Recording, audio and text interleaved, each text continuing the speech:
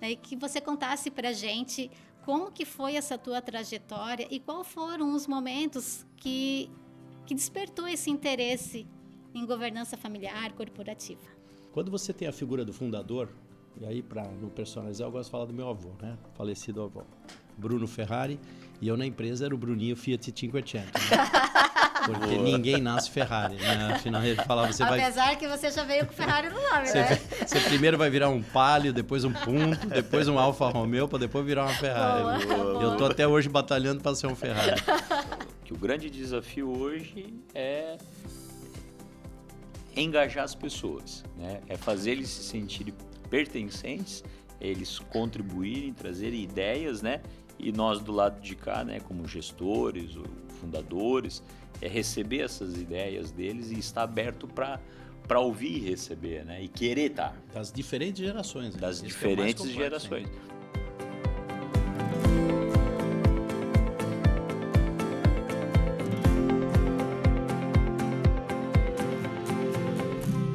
Sejam todos muito bem-vindos. Estamos começando o 6º episódio da 3ª temporada do Gimpcast. O Gimpcast ele nasceu com esse objetivo de compartilhar experiências, histórias. A gente fala sobre mercado, a gente fala sobre inovação, mas principalmente sobre pessoas. E esse é o nosso objetivo.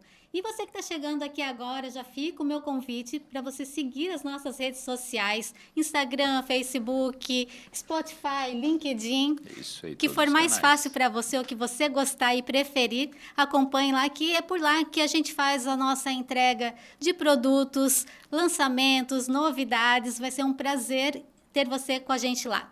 E principalmente porque é esse o objetivo do Gimpcast, é essa troca. Então é muito valioso que você vai lá, curta os nossos posts, que você faça os seus comentários, suas sugestões, porque essa troca aqui é muito especial e muito valiosa aqui para a gente. Mas vamos começar, então, oficialmente aqui o nosso 6º episódio. Eu estava até brincando com eles, né, que aqui no hype da convocação, o nome do nosso convidado hoje foi tão comemorado quanto a lista dos convocados da seleção. Então, a gente está muito feliz de tê-lo aqui com a gente. Já vou fazer as devidas apresentações. E o tema de hoje é governança em família, governança familiar. E tem aqui com a gente o Júlio, que já é o âncora aqui do Gimpcast, né, Júlio? Sócio proprietário, um dos sócios proprietários da Joinville Implementos e que vive esse tema na prática. E o nosso convidado especialista, então, ele é autor do livro Governança em Família, Lentes da Governança, que traz esse aspecto sobre a longevidade das empresas. O Bruno Ferrari Salmeron, muito obrigada, é um prazer tê-lo conosco, seja muito bem-vindo. E já vou emendar aqui, então, a pergunta. Quando a gente fala de governança, profissionalização das empresas, gestão, você já é essa referência nesse assunto, mas eu queria voltar um pouquinho na história, né, e que você contasse para a gente como que foi essa tua trajetória e quais foram os momentos que despertou esse interesse em governança familiar, corporativa. Legal, obrigado pelo convite, né? E realmente nós estamos falando do tema da minha vida. Você sabe que a gente estuda um assunto por uma dor, né? Então eu sou 3ª geração da empresa da minha família, ou seja, teoricamente eu sou a pessoa que quebra a empresa, né?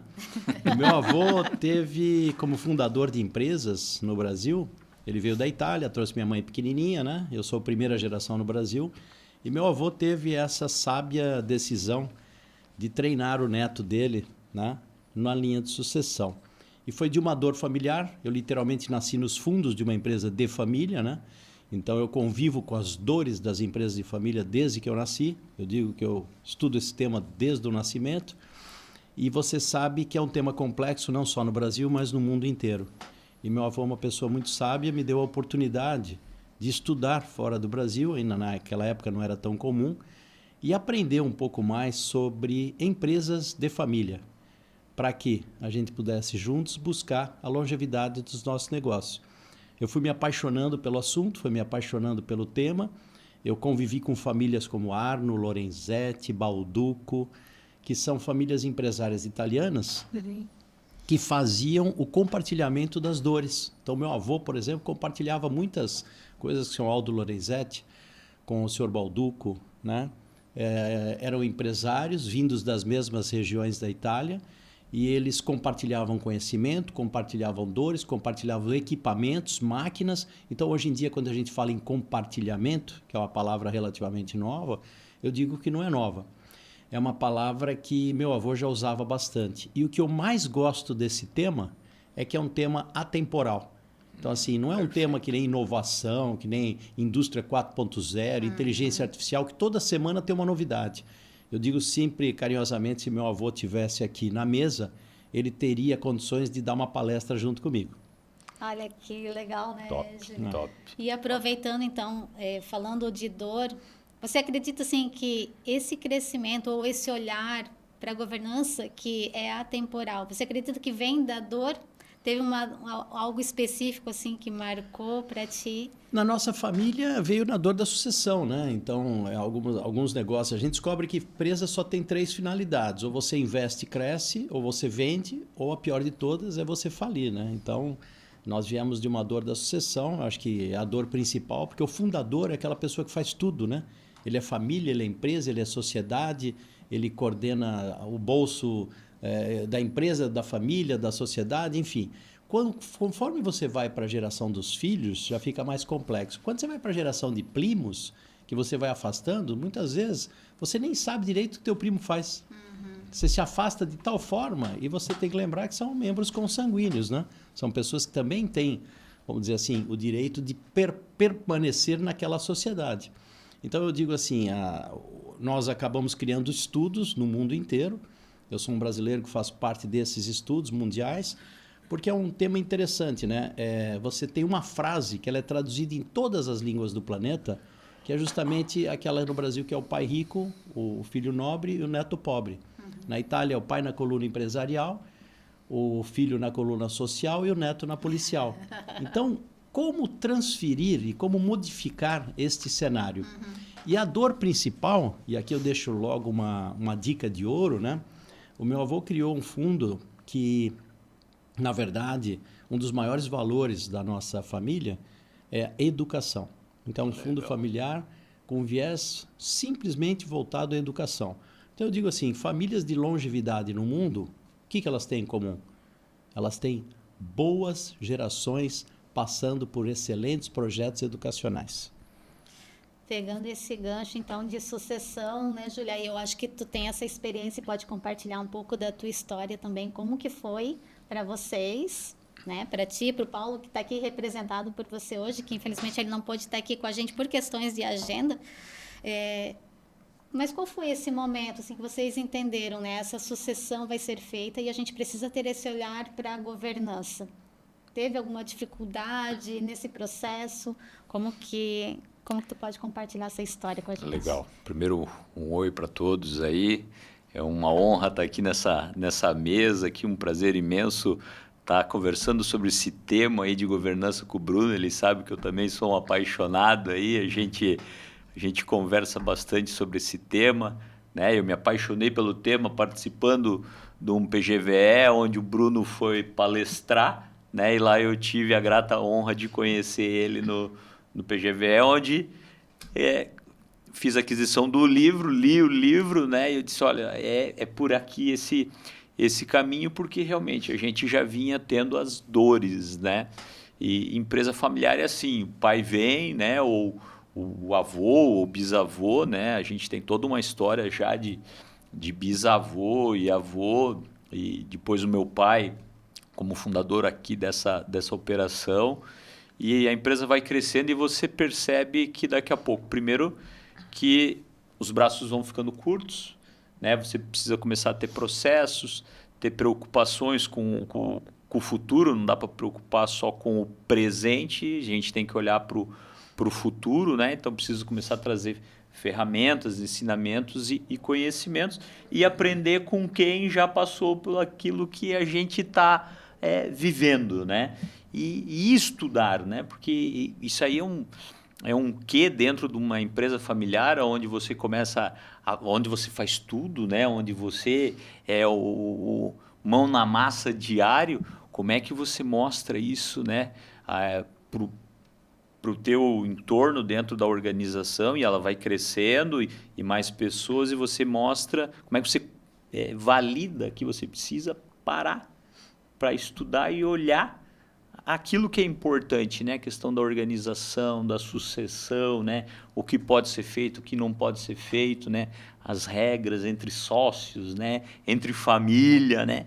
É um organismo complexo, né? É um ser vivo, né? A empresa familiar ela é um ser de uma intensidade muito grande, né? Onde tem muitos sonhos envolvidos, muitos desejos, né? E sonhos e desejos diferentes, né? Então a gente tem que trazer para dentro da organização, né? Se você busca uma perpetuação do negócio, você tem que buscar os ensinamentos, os conhecimentos, as técnicas de governança para dentro da empresa e tratar os temas complexos, né? Não posso dizer que a nossa empresa está no ponto que nós gostaríamos de nível de governança, até porque não quero parecer arrogante, mas eu acho que isso é uma crescente, eu acho que quase que eterna, porque você vai, né, Bruno vai poder falar com muito mais propriedade, mas a empresa vai crescendo e você vai tendo que aumentar os níveis da governança familiar, da governança empresarial. Então, quando são só 2 irmãos é uma coisa, né? Que hoje eu e meu irmão na operação, a nossa irmã não está na operação, mas ela é sócia também, né? Nosso pai é sócio, mas não está na operação, então nós estamos na operação. Mas para baixo estão vindo filhos, né? Como é que organiza isso tudo, né? Aí é onde entra a governança. Então a gente sentiu a importância da governança quando viu que a empresa estava crescendo, e a gente já precisava olhar para frente, depois de ter visto a palestra do Bruno lá no PGVE. Só para complementar a fala do Júlio, que está corretíssima, né? Eu digo o seguinte, em governança não tem certo e errado. Tem situações adequadas e não adequadas, dependendo da família, dependendo do mercado, dependendo de uma série de situações. Agora, a governança não é um projeto. Ela não tem começo, meio e fim. A governança é uma jornada. Então, eu conheço empresas que já estão há mais de 50 anos embarcados numa boa governança. E aí eles vêm trazendo técnicas diferentes, né? Como, por exemplo, agora tem governança, modelos de governança que se utilizam de inteligência artificial para ajudar na confecção dos relatórios. Mas nunca vai deixar de existir a melhor governança, a excelência da governança com a participação dos sócios, do ser humano.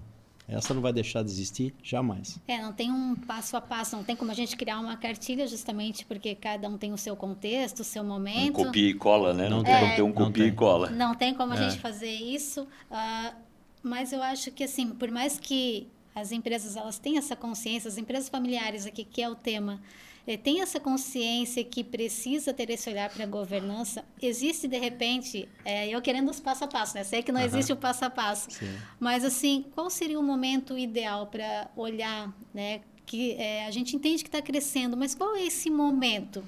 Existe esse momento mais adequado para olhar para a governança e quais os próximos passos diante, né, dessas dificuldades de profissionalização, talvez um pouco mais complexa nas empresas familiares, talvez? Eu tenho mais de 5.000 famílias entrevistadas, né?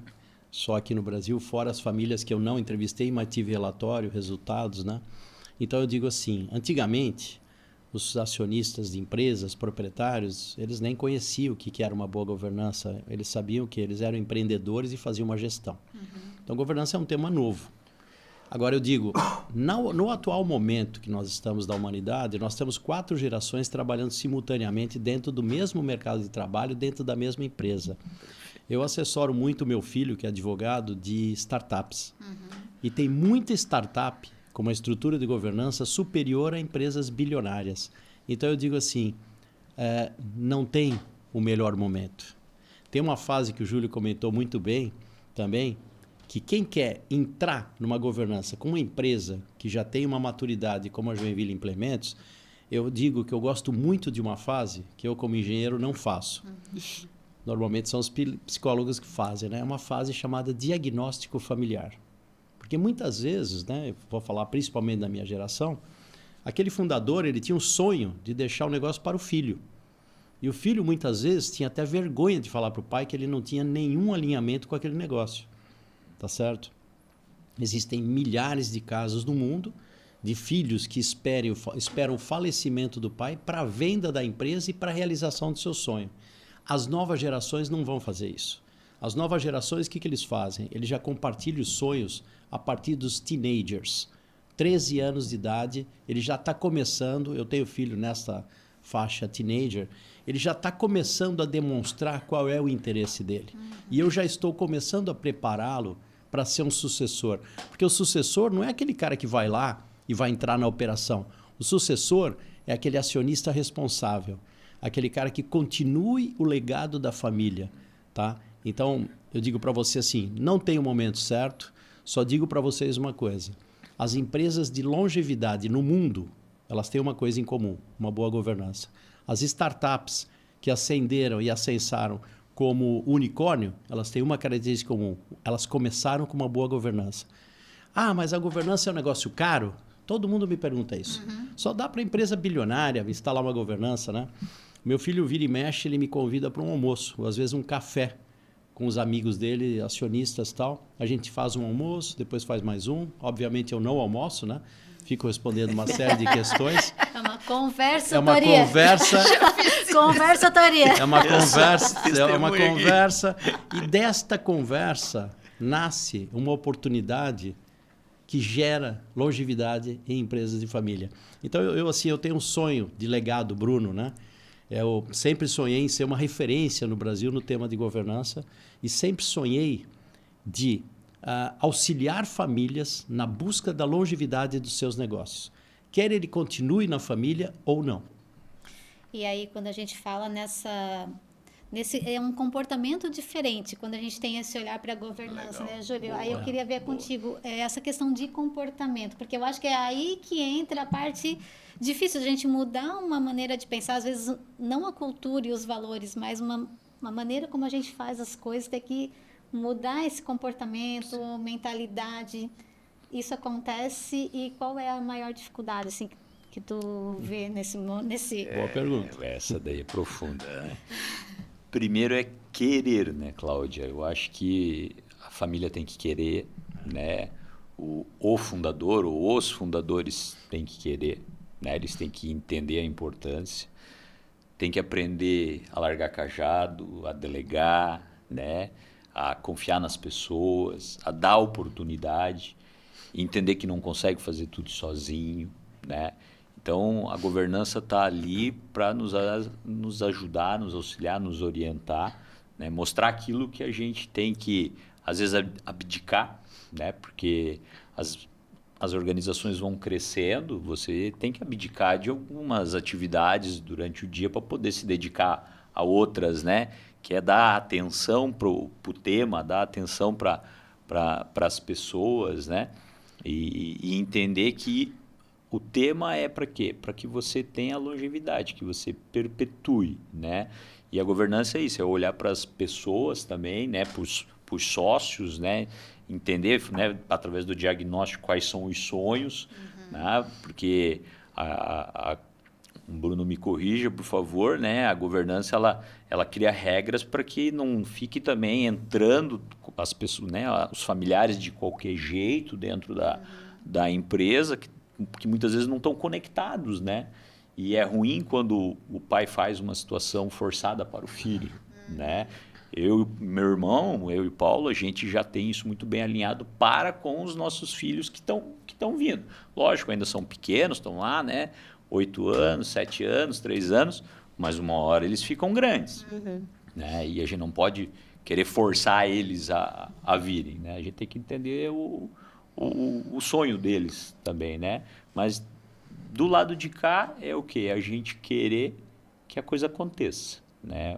O fundador tem que querer e trazer para dentro de casa. Eu gosto muito de estudar temas de empresas longínquas, né? E recentemente eu estive numa e elas têm um lema chamado estruturar para crescer. Então eu digo que a governança é aquele platô onde você estrutura a empresa para dar aquele próximo passo. A estrutura a empresa e dá um próximo passo. Tá entendendo? Só para ter uma ideia da importância desse tema, saiu hoje uma pesquisa norte-americana que diz que nas próximas 2 décadas, 90 trilhões de dólares serão passados para novas gerações nos Estados Unidos.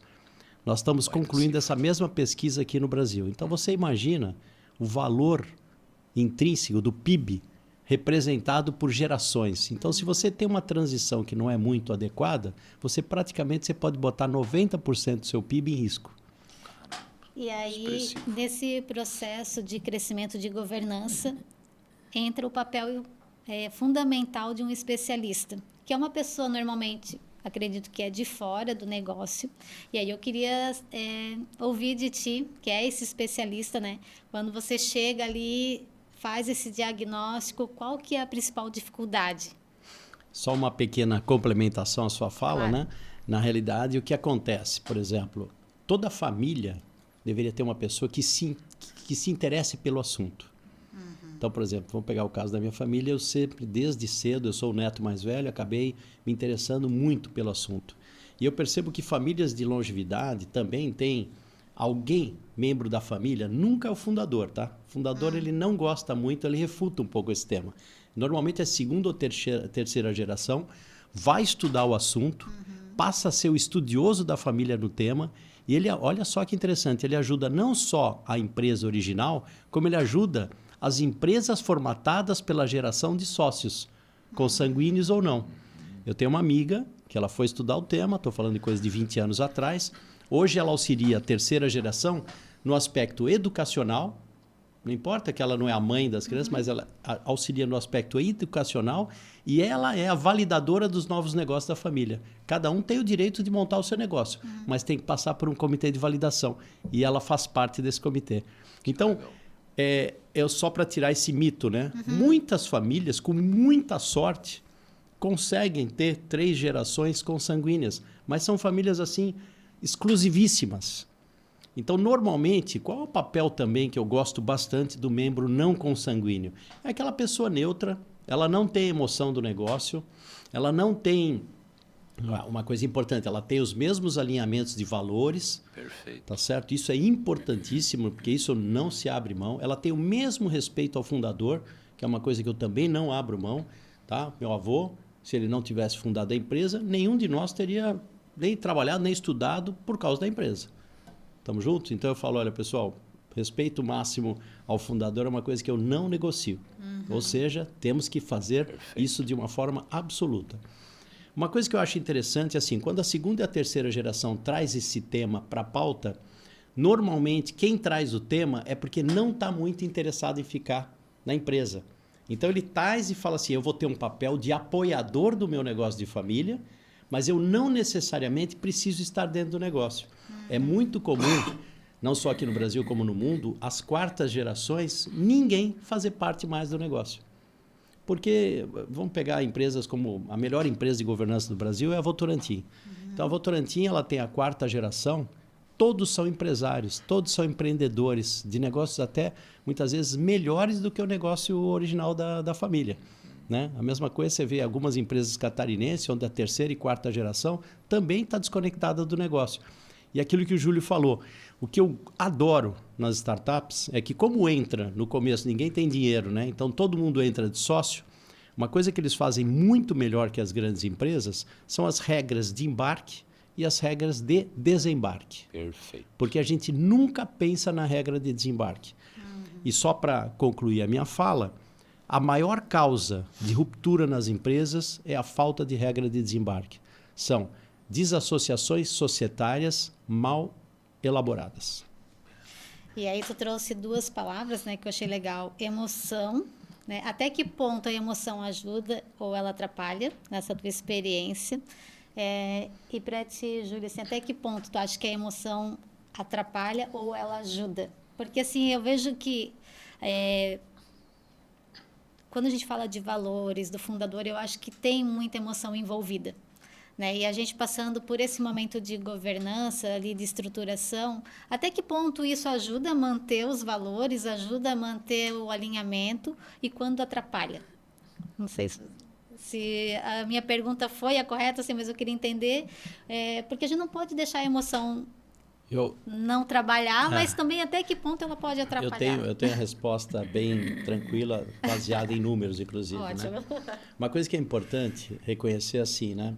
Quando você tem a figura do fundador, E aí, para não personalizar, eu gosto de falar do meu avô, né? Falecido avô. Bruno Ferrari. E eu na empresa era o Bruninho Fiat 500, né?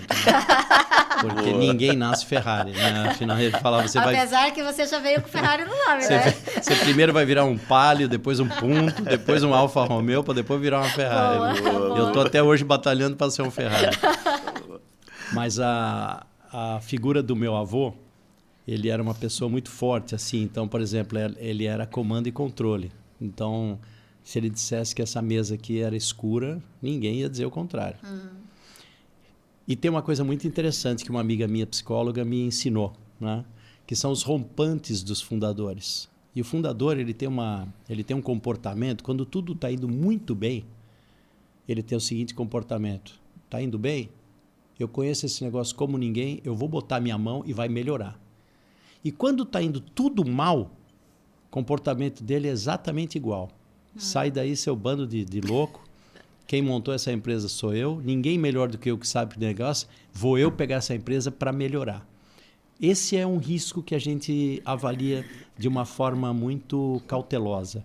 É muito comum fundadores que fizeram uma transição para o filho não muito adequada, chegam para o filho no meio do processo e falam, sai daí, publica na imprensa que estou voltando porque meu filho não deu conta. Então, isso tem que tomar um cuidado muito grande. Eu sou engenheiro, né? Então, isso eu digo já é a falha. O fato gerador foi uma não boa estruturação de uma governança. Tá?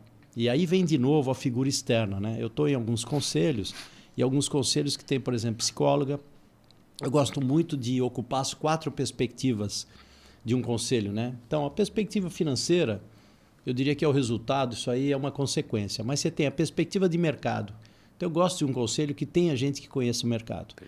Perspectivas de processos internos, né? Então, pessoas que conheçam, no caso da Joinville Implementos, conheçam fábrica, conheçam montagem, conheçam Lean Manufacturing, enfim. E a mais importante, que é a base, que é a perspectiva de pessoas. Tá? Então, quando você faz um alinhamento dessas 4 perspectivas, foi dada a largada. É assim que eu gosto de começar. Eu gosto de tratar esse tema de uma forma muito simples. Às vezes o pessoal vem e fala, é um tema sofisticado, custa milhões de dólares e tal. Negativo. É um tema simples. Se você trata com simplicidade e você vai encampando essa jornada com o tempo, vai respeitando as regras, vai cumprindo as etapas do processo, não tem como dar errado. Só dá errado realmente se aquele mercado que a pessoa está inserido não é um mercado muito adequado, mas aí também é papel do conselho de pivotar a empresa e levar para novos mercados, né? Nós temos várias empresas aqui em Santa Catarina que acabaram pivotando o seu negócio. Se olharmos, né?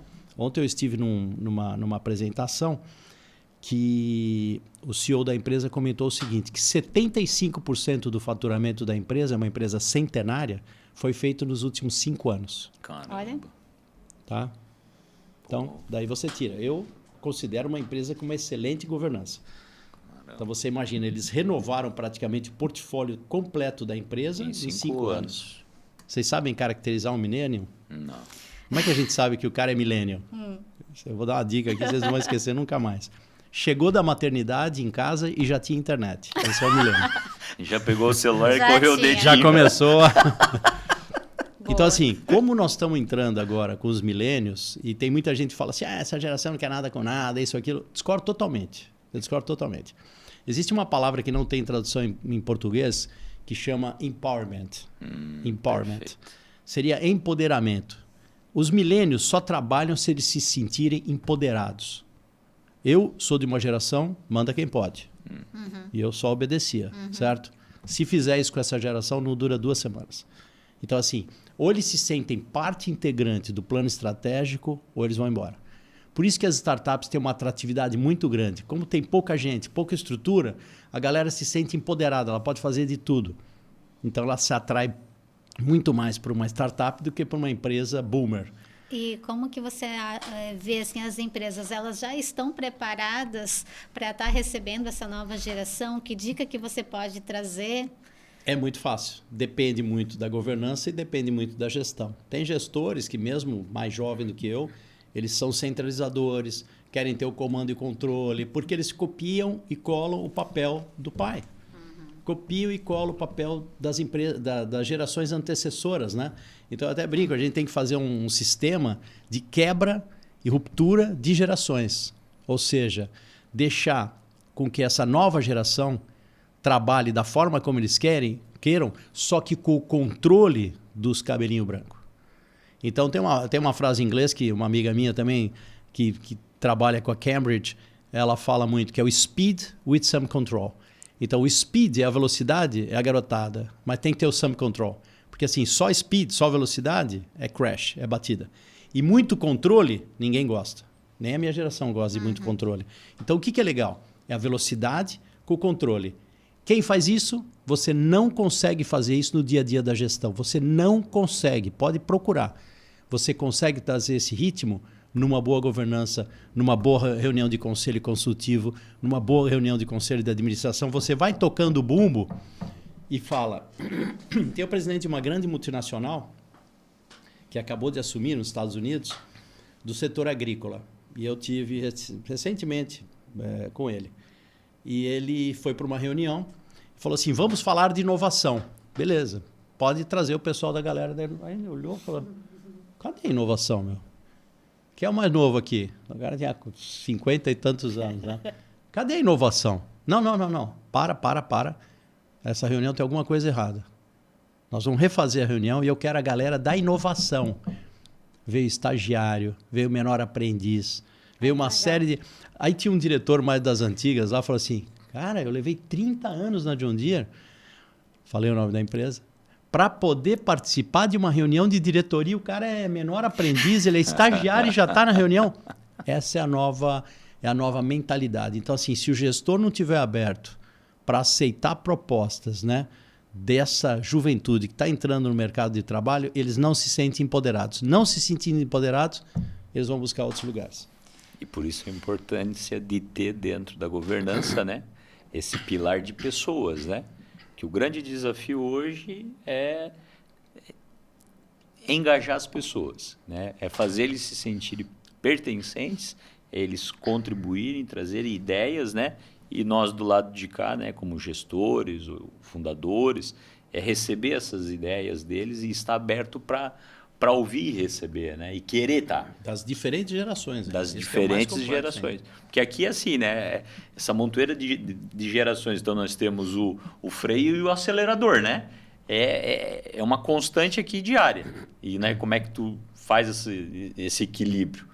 É através de uma governança que vem para organizar e fazer os azeitamentos e a união. Então, a gente não pode... esquecer do fundador, né? Então, o pessoal mais sênior, que é o que tem a experiência de vida, e a galera nova vindo com o quê? Com mais velocidade. Então, é o equilíbrio dessas velocidades, né? E aí, nesse processo, normalmente as empresas, elas olham para a governança, buscam alguém para auxiliar nesse processo.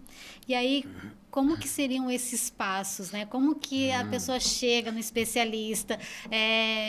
Na prática, ali, o que ela precisaria estruturar? Quais são esses pilares que a empresa precisa ter para que se dê essa estrutura de fato na prática? Porque a gente conversando, olha a complexidade que é de a gente estar trabalhando com todas essas gerações.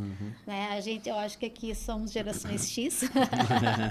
E está aberto para falar de governança. Aí eu queria ver o teu olhar, assim, as empresas estão realmente preparadas, motivadas, querendo, né? E como que você falaria para elas, não, ok, vamos fazer, mas eu preciso que a empresa, então, se estruture dessa forma. Pode falar um pouquinho? É uma consultoria. Eu já entendi o que você quer. Você quer a receita do bolo, né? A conversoria? Uma vez, numa conversa semelhante a essa, tá bom, Bruno, me passa a receita do bolo. Me passa, por favor. Eu vou de novo. É um processo tailor-made. Ele é feito sob medida. Então, por exemplo, na etapa inicial, compartilhamento de sonho e diagnóstico familiar. Né? Esse é o primeiro... Você conversa com o pai, fundador, ele fala, nossa, você não acredita, eu tenho meu filho chamado Júlio, e esse meu filho é o meu sucessor natural, ele ama a empresa, ele tal, isso, aquilo, tal. Aí você vai conversar com o filho separadamente Ele fala, realmente, estou aqui na empresa já há 20 anos, estou na linha de sucessão e tal. Tá bom, você me abriu tudo? Não, tá, quase tudo, tal. Passa 2 semanas, ele tem uma nova entrevista. Fala, olha, eu só esqueci de falar um outro detalhe. Esse é um caso real. Eu tenho uma fazenda no interior de São Paulo. Agora lascou, hein? Todo mundo vai achar que eu tenho uma fazenda. E essa fazenda está sendo muito assediada para a gente transformar num grande condomínio.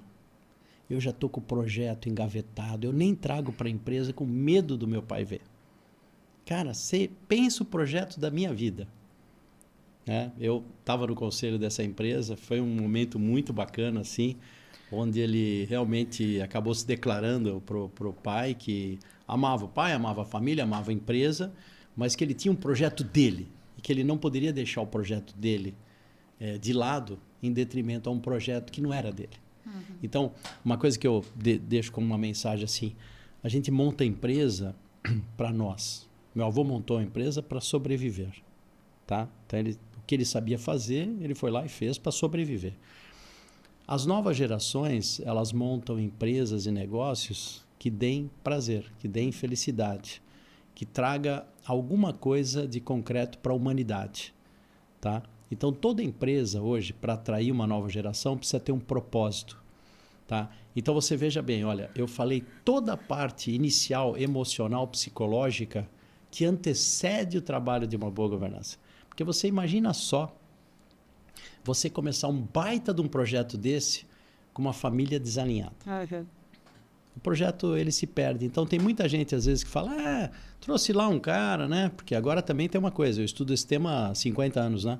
Mas agora virou um tema da moda. Então, todo mundo que faz um cursinho aqui e ali virou especialista, né? E tem gente dizendo assim, governança é tirar a família, botar a gente de fora. Não é. Perigo eu falo isso para todo mundo, pelo amor de Deus, não me repita isso nunca mais, porque isso afasta do tema. Tirando essa primeira fase, vem uma fase do planejamento. É muito comum, eu perguntava para o meu avô, tem um plano estratégico da empresa? Tem, onde está? Está aqui, ó. Está aqui, está na minha cabeça. Fundador de empresa, ele faz o plano para ele. Segunda e terceira geração tem que fazer plano para ser disseminado dentro da organização. Todo mundo tem que se sentir parte integrante do plano estratégico. Terminou o plano estratégico, vamos cascatear por indicadores. Temos todos esses indicadores. Não estamos conseguindo atingir os indicadores, vamos para cima das 4 perspectivas. Ou é problema de mercado, ou é problema de processos internos, ou é problema de pessoas. Tá certo? O financeiro, eu vou repetir, é uma consequência. Então, estruturar uma boa governança é uma coisa simples, dependendo das pessoas que você engaje. Hoje, tem gente até vendendo aplicativos de governança, né? Eu não sei nem como é que faz para fazer isso. Então, você compra um aplicativo, responde um questionário e dá o nível de governança da sua empresa. Eu, particularmente, Bruno, né? Não, assim, pode ser um indicador, tipo um gibi para você ler, mas não é um livro. Tá certo? Então, eu não acredito muito nessa governança eletrônica. Eu acredito sim numa governança construída pela família. Quantos anos leva para você instalar uma boa governança na sua empresa? Quanto tempo? Essa é uma pergunta que eu deixo também para quem está nos escutando, né? Uma reflexão. Mas assim, desculpa. Pois não, imagina, só para concluir, você leva de 10 a 15 anos. Para preparar um sucessor, de 10 a 15 anos também. Ninguém chega aqui e fala, filho, senta aqui do lado do papai, que eu em 3 semanas te preparo para ser meu sucessor. Isso não existe. É o gancho que eu ia pegar agora aqui, né? Da questão da preparação, né? E da velocidade da sucessão. Falando do lado de cá, né? Como empresa, né? E pai de 2 filhos, né? Não sei o que eles vão querer para o futuro, né? Mas não adianta a gente querer passar para o nosso filho sem que ele esteja preparado e a gente tenha feito essa jornada do ensinamento, né?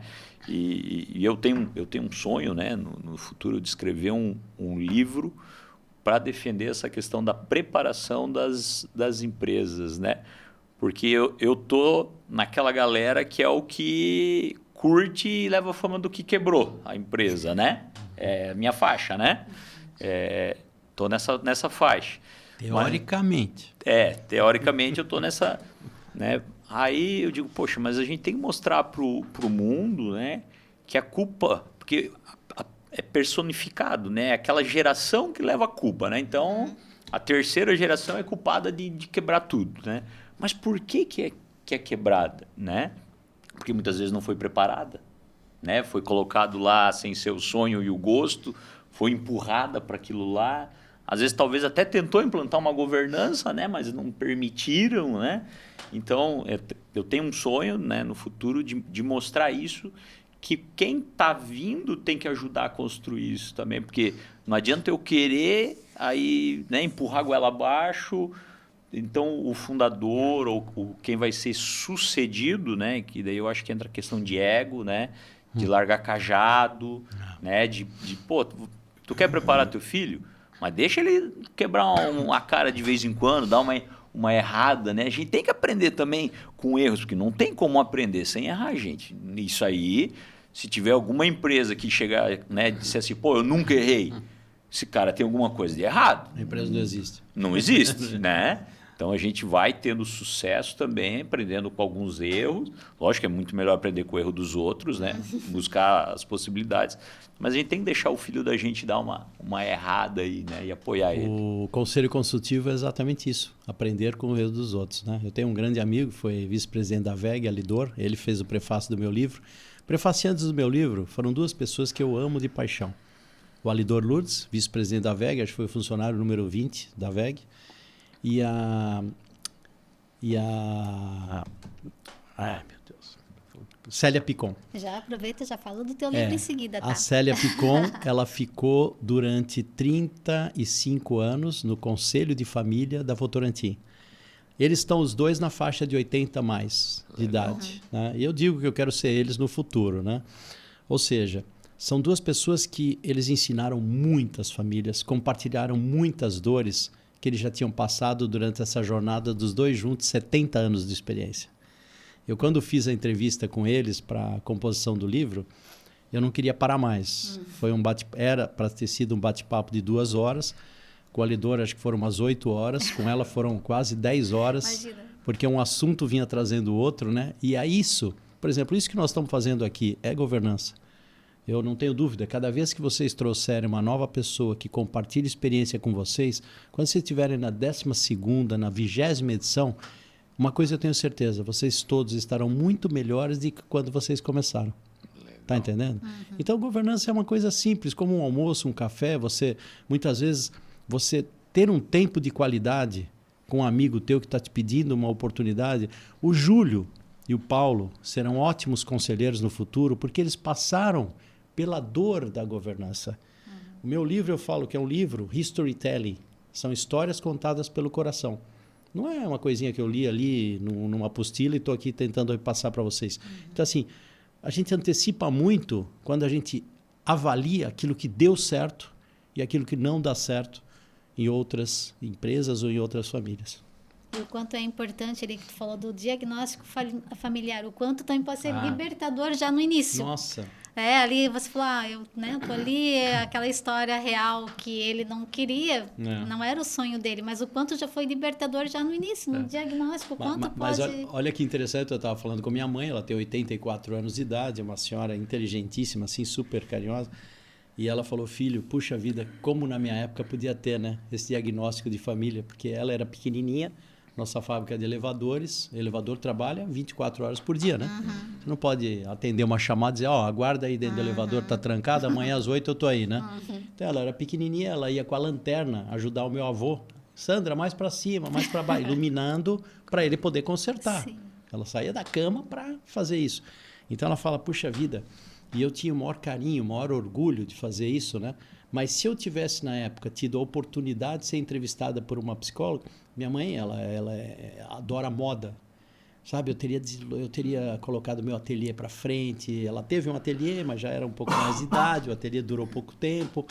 Eu poderia ter realizado o meu sonho, né? Por isso que eu acho legal quando as famílias compartilham os sonhos, né? Eu direto com meu filho, os dois mais velhos, ok, mas o Henrico, que é o mais novo, eu direto eu converso com ele sobre investimento, aplicações, isso, aquilo, pá.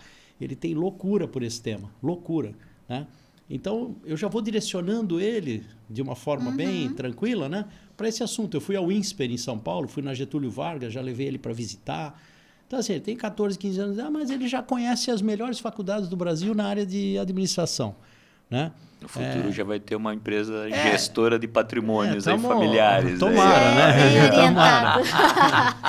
Mas isso é bem importante, né? A gente, como nesse papel de pai, de gestor, conseguir orientar dessa forma, né? E o quanto hoje a gente tem esse acesso e a possibilidade de fazer isso. Aí é bem legal o que o Júlio comentou. Deixa eu trazer um tema aqui que eu acho que é importante para todo mundo também, né? A maior parte das pessoas fazem viagens internacionais, né? Eu viajo internacional desde pequeno. Eu troco qualquer coisa por uma viagem. E meu avô me ensinou o seguinte, uma viagem tem 3 aspectos: cultural, educacional e social. Então, toda viagem que eu faço, eu visito uma universidade, eu visito uma escola. Eu já fui para a China umas 10 vezes. As 10 vezes eu fui no ensino médio, no ensino fundamental, fui na universidade, fui na pós-graduação, porque aí você consegue avaliar o desenvolvimento de um país. Legal. Tá? Você avalia o desenvolvimento de um país perante a universidade, né? Eu fiz algumas universidades, né? Eu gosto muito de estudar e eu fiz engenharia no Mackenzie, foi colocado como a melhor universidade do Brasil. A semana passada ela acabou ganhando. E fiz USP, administração, né? E recentemente eu estive na USP, tive o desprazer de estar na USP, né? Pô, a USP está acabada, assim, então realmente ficou um negócio feio, prédio feio. Era referência. Era referência. Eu lembro que meu avô e meu pai me levaram na USP, cara, eu achava aquilo uma maravilha, eu ficava encantado. Eu nem vou levar o Henrico lá, porque assim, eu já tomei uma decisão que essa escola, ele não, se eu puder, né? Deus permitir, eu prefiro que ele não estude ali. Então, não precisamos de maus exemplos, né? Não. Interessante, né? E aí, essa visão... Eu queria que tu falasse um pouquinho do teu livro também, né? Que a gente está olhando aqui e já falou do prefácio, já deu mais vontade de ler, quem ainda não leu. Eu queria que tu falasse um pouquinho do livro, como que foi essa inspiração, quem que te inspirou a escrever? Bom, primeiro o capista é um capista italiano, né? Esse é o sapato do meu avô italiano e o meu, né? Realmente o sapato era assim mesmo que a gente na Itália usava os sapatos, né? Depois eu fiz um livro com muito carinho, né? Eu pensei que o livro era uma coisa assim simples, mas eu fiz tudo dentro da literatura clássica do Brasil. Se eu li uma matéria no avião, ela está citada aqui, que eu li a matéria no voo da TAM, no circular número 32 e tal. Então, assim, não tem IA no meu livro. Legal. Ele é todinho contado por histórias reais. Eu gosto muito do mundo do vinho e eu visitei mais de 300 vinícolas na Europa e todas as vinícolas têm um ensinamento sobre empresas familiares, né? Uma das últimas que eu visitei foi a Freixenet, na Espanha, e ela está na 16ª geração. Cara. Então eu não visito... 16ª, vocês podem consultar. Eu não visito só a vinícola. Eu peço para conversar com algum sócio, né? E eu não sei, acho que Deus me iluminou bem, e eu consegui conversar com a 14ª, 15ª e 16ª geração na mesa, simultaneamente, né? Que legal. Eles me deram 30 minutos de conversa e nós ficamos 1h30, então eu achei que eu fui vitorioso. Com certeza, com certeza. O ano passado eu fui para Toscana também, fui visitar a vinícola Antinori, está na 12ª geração, e eu conversei com a menina da 12ª geração.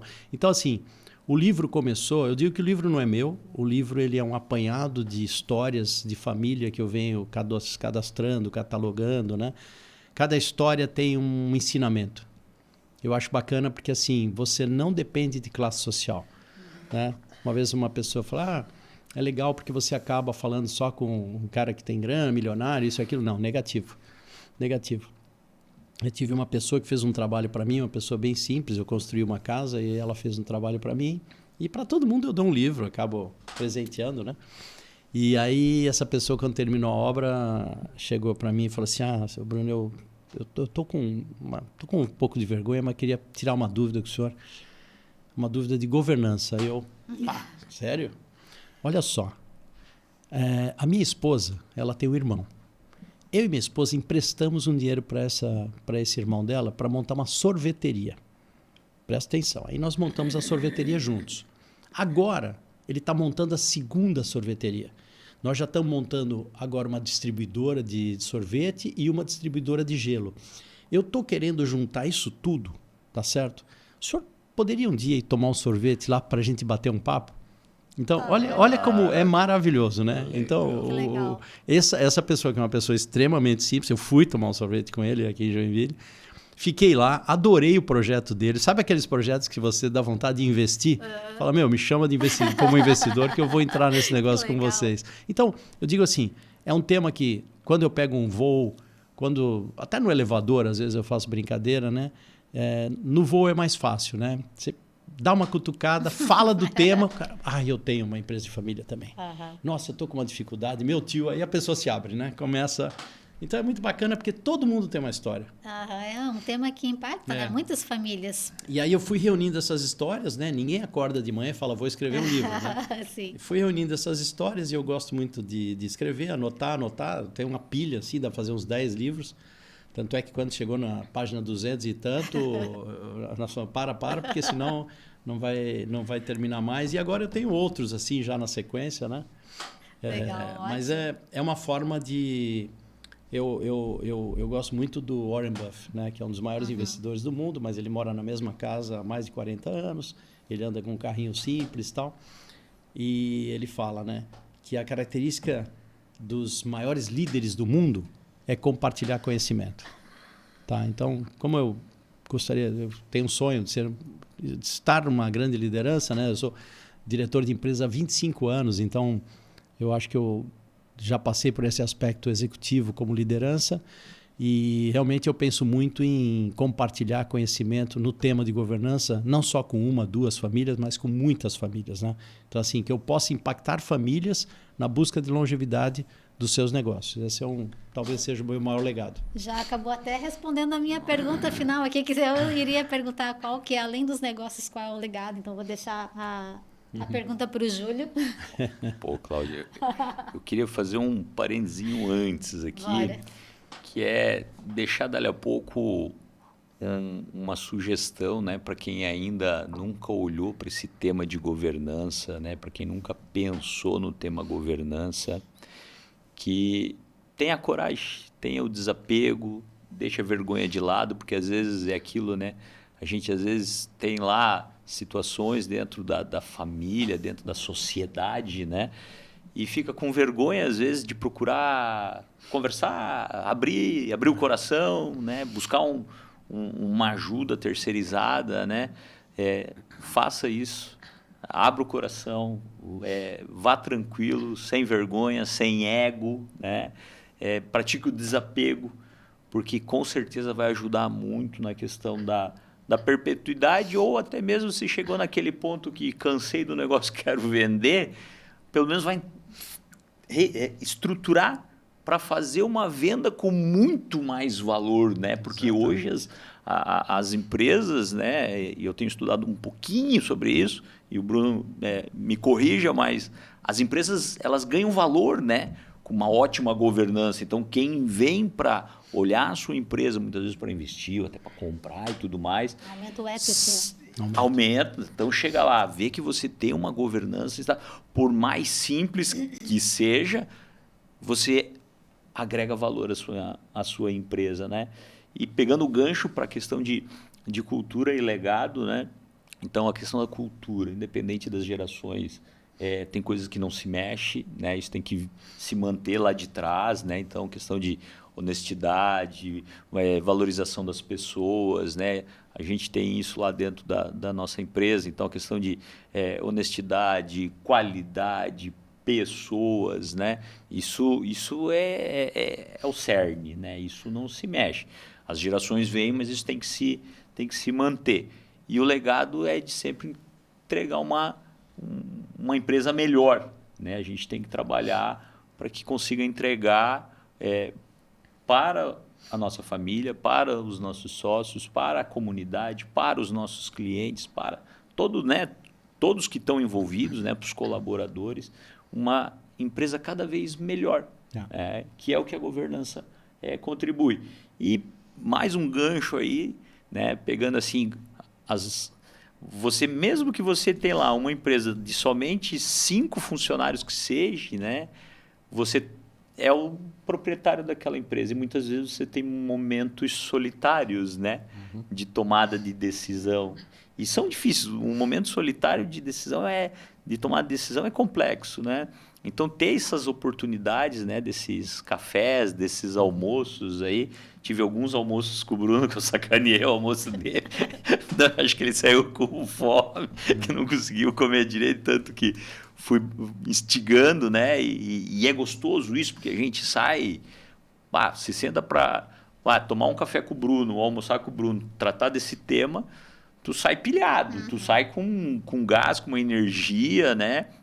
Com insights e faz toda a diferença. Então, não perco as oportunidades de convidar um amigo mais experiente, né? Não consigo estar lá já tendo um conselheiro dentro da minha empresa. Mas toma um café, almoça, janta com alguém que está acima, né, de você, onde já chegou, onde você quer chegar, para aliviar essa solidão aí vamos chamar assim, do topo da pirâmide, por menor que seja. Mesmo um autônomo também tem momentos de tomada de decisão sozinho, que, putz, eu vou para a direita, eu vou para a esquerda, eu vou para cá, eu vou para lá. Então, aproveitem esses momentos aí. Não sei se eu ajudei na pergunta aí, Cláudia. Mensagem final, excelente. Vou complementar uma coisa que eu esqueci aqui, que é o seguinte: as empresas de longevidade, elas têm uma coisa em comum. As gerações entregam mais do que receberam. Legal, perfeito. Então, já é mais uma dica para quem quer ter uma empresa de longevidade. Muitas dicas, né? Eu anotei muitas palavras aqui. As palavras-chave, então, que eu vou trazer para a gente encerrar a nossa conversa, porque, como o Bruno falou, a gente começa a conversar, a gente pensa que vai ser uma hora, mas aí já uma hora e meia, tranquilo. E aí, então, diagnóstico familiar, planejamento estratégico, indicadores, os pilares ali financeiro, né? Mercado, processo, pessoas e principalmente essa troca de experiência, compartilhar as experiências, o conhecimento. Eu também tenho isso assim dentro da minha educação, que o conhecimento ninguém tira de você, né? Então, estudar sempre, buscar, pedir ajuda, ser humilde, né? Eu acho que assim, eu vim... Honrar, né, Cláudia? Eu acho que tem que botar aqui, honrar o fundador, né? Que foi muito bem falado aqui pelo Bruno, né?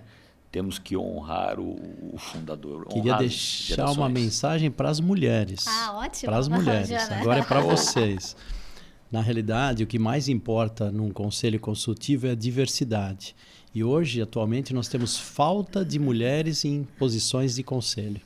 Tá? Então, assim, mulheres com perfil de gestão, perfil de recursos humanos, perfil financeiro, perfil de fábrica, em conselho, agregam muito valor. Eu estou tendo experiência agora, recentemente, com uma mulher participando junto comigo num conselho, está sendo bárbara. Que legal esse feedback, né? Muito bom. Eu só tenho a agradecer, Bruno, pela essa conversa-tutoria. A gente ficou muito feliz de você ter aceito o nosso convite.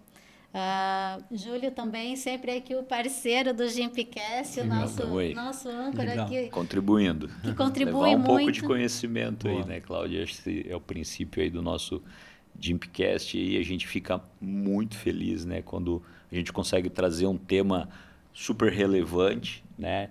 A gente não está com o Gimpcast só para vir vender, né? A gente quer trazer conhecimento, tá alinhado com os nossos valores, né?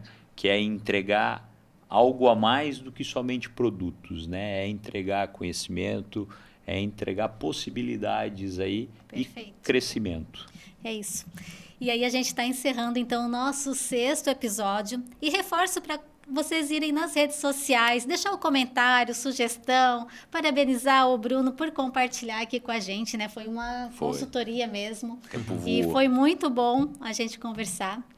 E eu espero que a gente tenha mais oportunidades também de estar fazendo essas trocas. E se o Bruno quiser deixar mais uma mensagem aí, por favor, né, Bruno? Como mensagem final, né? Eu parabenizo vocês porque uma empresa de implementos, né, com a qualidade que vocês têm no mercado, né? Eu também atuo nesse mercado, então eu reconheço a qualidade da Joinville Implementos como uma qualidade superior, né? Não é um mercado fácil, aliás, não existem mercados fáceis, né? Mas eu admiro muito as pessoas que compartilham conhecimento com as demais, tá? Então, assim, você traduzir uma dor que você teve na sua família, normalmente isso são experiências de vidas reais, né? Então, parabéns, porque eu tenho acompanhado, vocês estão trazendo um tema com bastante diversidade, né? Isso é muito legal, porque hoje a gente tem um monte de informação, mas informação de qualidade mesmo, são pouquíssimas, né? Então, hoje o cara faz lá um podcast sobre um assunto, se chamando como especialista e tal, e eu tenho percebido que vocês estão trazendo pessoas que realmente são referências no tema. Parabéns, continue assim. E se eu lembrar de algum nome, né, vou fazer que nem outro dia eu vi um podcast que a pessoa falou assim, eu gostaria de 2 nomes que você me indicasse para os próximos podcasts. Hein? Boa. Prospecção ativa aqui já. Prospecção ativa. Se eu lembrar de algum nome ou um tema que vocês Ótimo, queiram, maravilha. eu falo. Mas eu deixo para vocês aqui a mensagem final, que esse aqui é o podcast Fala Governança 1.1. Nós podemos fazer a governança 10.20. Top. São vários e vários Top. assuntos que a gente pode tratar. E muito obrigado pelo convite. Legal. Eu que agradeço. E continue assistindo. E também a gente tem um canal no YouTube, Instagram, Facebook, LinkedIn, Spotify. A gente se vê em breve.